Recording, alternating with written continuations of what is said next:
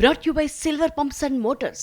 Top quality और consistent performance के लिए सिर्फ सिल्वर पंप्स नाम याद रखना। తెలంగాణకు కాబోయే తెలంగాణ బీజేపీకి కాబోయే కొత్త అధ్యక్షుడు ఎవరు? తెలంగాణ నుంచి బ్రేకింగ్ వస్తోంది. కొంతకాలంగా సమాధానం దొరకని ప్రశ్న ఇది. ఈ ప్రశ్నకు తొందరలోనే సమాధానం దొరకబోతోంది. కేంద్రమే ఆ ఆన్సర్ ఇస్తామంటోంది. ఇంతకీ కమలం పార్టీకి కాబోయే కొత్త దళపతి ఎవరు? రేసులో ఉన్న ఫైనల్ అభ్యర్థులు ఎవరు? ఇదిగో అదిగో అంటూ కొన్ని నెలలుగా ఊరిస్తున్నారే తప్ప ఇంతవరకు కమలం పార్టీకి కొత్త అధ్యక్షుడు వచ్చింది లేదు. అయితే త్వరలోనే కొత్త బాస్ వస్తారంటూ పార్టీ సంకేతాలు ఇస్తోంది. అనేక లిస్టులు సమీకరణాల పరిశీలన తర్వాత ఫైనల్ లిస్ట్ అధిష్టానం దగ్గరికి చేరింది.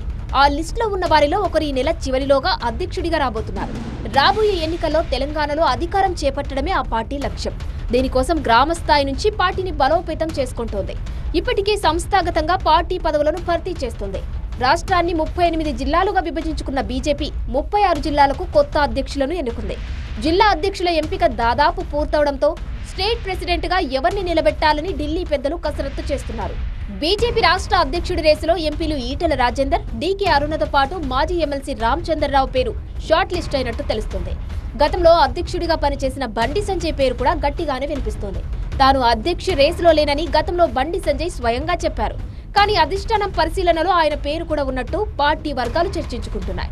వీళ్లలో ఎవరిని నియమిస్తే కమల వికాసం సాధ్యమవుతుందని హైకమాండ్ తీవ్ర సమాలోచనలు చేస్తోంది. రాష్ట్ర అధ్యక్షుడి ఎన్నికల పరిశీలకురాలుగా ఉన్న శోభా కరంద్లాజే ఇప్పటికే రాష్ట్ర నేతల నుంచి అభిప్రాయాన్ని తీసుకున్నారు. పార్టీ నేతల అభిప్రాయాలు, సమీకరణాలను బేరీజు వేసుకుని కమలం పార్టీకి కొత్త బాసును నియమించనున్నారు ఢిల్లీ పెద్దలు. మరోవైపు మరికొంతమంది ఆశావాహులు తమ వంతు ప్రయత్నాలు చేస్తున్నారు.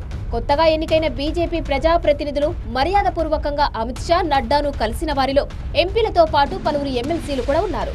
వాళ్లలో కొంతమంది అధిష్టానం దృష్టిని ఆకర్షించే పనిలో ఉన్నారు.